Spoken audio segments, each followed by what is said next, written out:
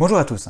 Dans ma dernière vidéo qui parlait d'or et de Bitcoin, j'ai opposé les deux. J'ai implicitement suggéré un choix en titrant or ou Bitcoin. Alors oui, ça faisait un titre accrocheur, mais je pense que j'ai eu tort.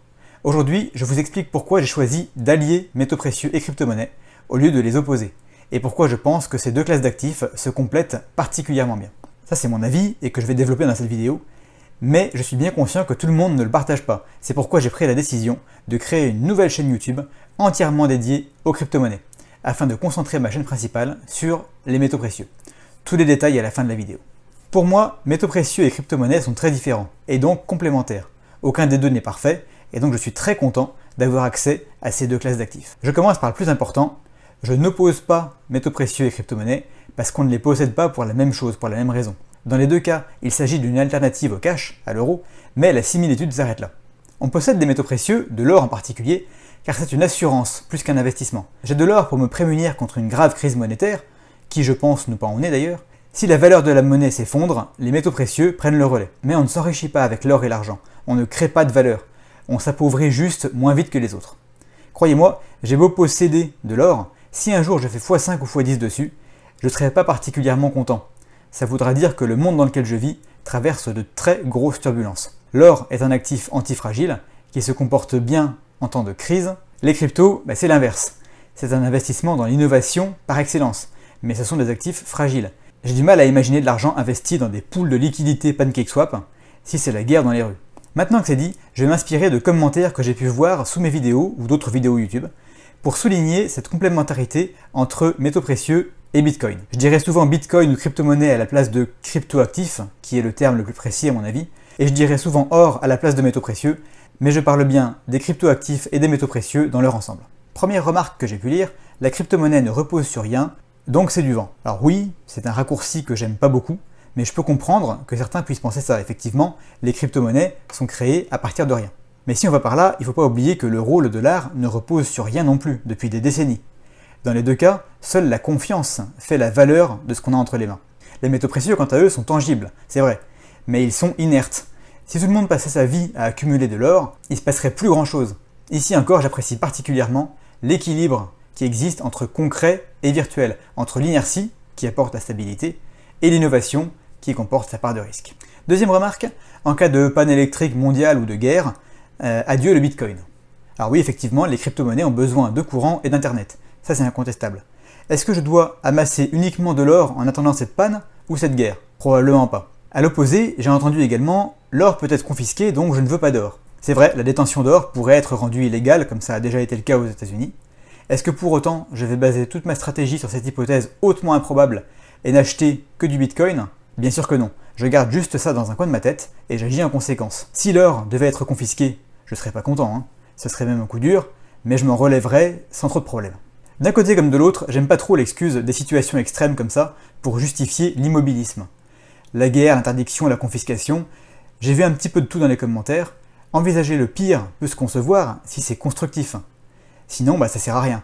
On reste bien sagement sur son canapé à attendre la météorite qui pourrait bien tomber dans notre salon. Pour mieux visualiser les choses, je vous propose de représenter le futur de la façon suivante. Ici en bas, la guerre, la famine, la désolation. Et en haut, au contraire, un monde en paix où l'énergie serait illimitée, gratuite, et où tout le monde aurait à manger, et où, tant qu'à faire, les taux obligataires seraient positifs. Ça, c'est les extrêmes. Et au milieu, on a une zone qui est plus probable. Alors si on finit quelque part ici en bas, les métaux précieux révéleront hélas tout leur potentiel, et le Bitcoin sera le cadet de nos soucis. Ce que j'aurais investi dedans sera perdu. Mais c'est pas la situation la plus probable. A l'inverse, si on arrive quelque part ici en haut, le contexte sera très favorable aux crypto-monnaies. Les métaux précieux seront quasiment relégués au rang de matière première, et c'est pas très probable non plus.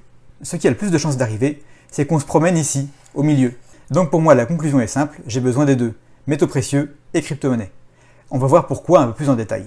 Ça fait un an que je m'intéresse à la fois aux métaux précieux et aux crypto-monnaies. Pour les métaux précieux, ma performance est pour l'instant globalement négative. Mais c'est pas grave, parce que l'ensemble est tiré vers le haut par les crypto-monnaies.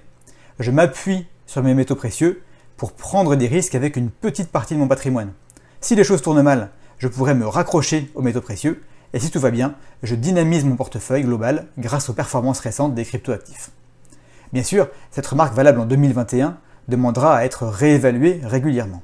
Ensuite, la liquidité. Sans aucun doute, les crypto-monnaies que je possède sont beaucoup plus liquides que mes métaux précieux physiques. Mais là encore, c'est pas grave, puisque justement, mon or et mon argent métal ne sont a priori pas destinés à la vente. En revanche, pour les crypto-monnaies beaucoup plus volatiles, il est très facile de prendre des profits à intervalles réguliers. Encore une fois, deux actifs, deux stratégies différentes, parfaitement complémentaires. Et puis enfin, mais là on s'éloigne des considérations purement financières, et c'est beaucoup plus personnel, la diversité. C'est très intéressant d'explorer ces deux univers plutôt qu'un seul. Alors oui, les cryptos sont un domaine très complexe, c'est la raison pour laquelle je comprends tout à fait que quelqu'un me dise qu'il ne veut pas en entendre parler, et d'un autre côté, je suis reconnaissant de cette complexité. Elle me force à apprendre tous les jours, et je suis récompensé de mes apprentissages par l'intérêt que vous portez à mes vidéos. J'en profite d'ailleurs pour vous remercier tous chaleureusement au passage. Et j'arrive à mon annonce. J'ai décidé de créer une seconde chaîne YouTube, destinée aux crypto-monnaies, plus particulièrement à ce que j'aurais aimé voir l'année dernière quand j'ai commencé.